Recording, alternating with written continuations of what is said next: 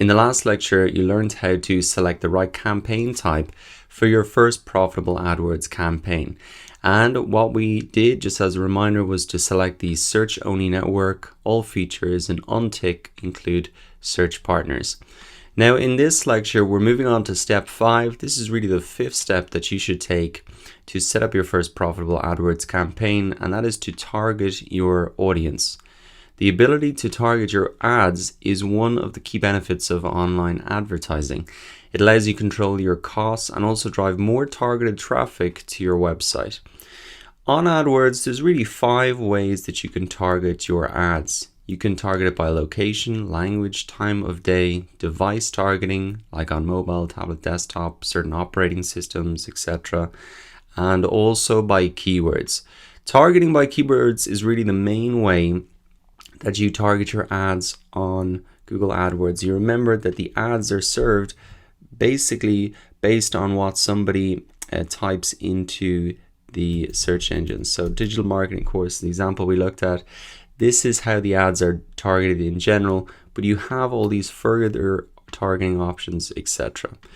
Now, what I would recommend you do when you're thinking about targeting your audience is use any available data that you have. To improve the accuracy of your targeting, use available data in Google Analytics or from your Facebook page. So at the start of this course, we'd set up Google Analytics in the WordPress part of the course. That has been set up now for me. I've been collecting some data so I can use data from there to help inform my targeting decisions on Google AdWords. And let me give you an example of that now. I'm coming into my analytics here.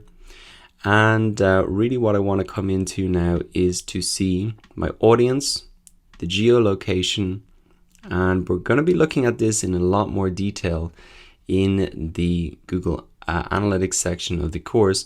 But if you have this data available, I'd encourage you to use it right now. I can see that a big bulk of the people coming to my website are based in the US, and even if I click on the map or click on the links there, I can see more information about where those particular people are.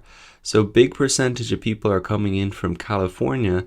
So maybe for my first campaign, I could pick a small area like California in general. I mean, it's a big economy, a big place, but instead of going global, maybe I can really focus in on where my visitors are already coming from, where people around the world have shown real interest in what I'm offering.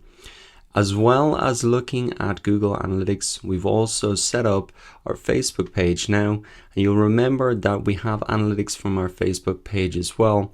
What I can see is that US again is the top country, and looking at the cities here, for the Facebook page, the top city isn't in California either, but it's very interesting to leverage the information that you already have, to leverage this data and help and use that to add into your AdWords campaigns. So what I would suggest you do is take some of that information and really add it in here. So you will see that under here you have the option to really target by location. You can see by now it's default to Ireland, but I want to really let myself choose. And what I could maybe put in here is just simply California, the US.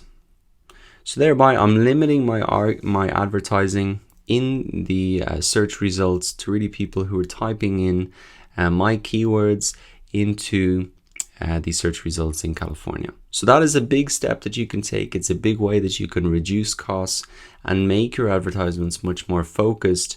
You really want to target them in on where your buyers are going to be. If you have a local business, you can do it in your city. If you have an e-commerce business and you only ship within the US, well, maybe you just want to set it to the US as well. Now moving a little bit further down, you also have the option to target by language. And what I would suggest here, if you want to target 2 languages, it's better to create a separate campaign for the other language so that you can control the budget separately and include only relevant ads in that campaign. So for example, if you in the US wanted to target English speakers and Spanish speakers, it'd be best to do that in 2 separate campaigns. So we've just set up one campaign here. You could set up a separate campaign and target that language, because the ads that will be served for that campaign will be in a different language, so it's better to separate them out.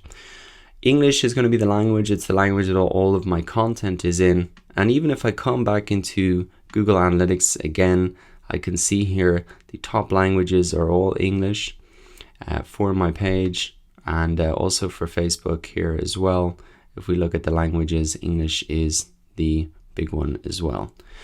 So that information can really help you with your AdWords targeting. I'd encourage you to do that. Even just play around with this and select a country or an area that you would like to target your ads to. Okay, later on in the course, we're going to be looking more at the keyword targetings, the time of day and device targetings. But for now, let's just focus on language and location and know in general that there are 5 main ways to target your ads. There's even more detailed stuff if you want to get into that as well.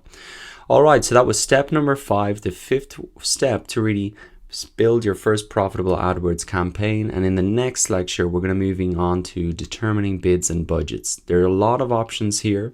We're going to keep it quite simple, but I want to give you an overview of what the type of bidding strategies are available on AdWords so you can really be informed about the decision that you're going to make.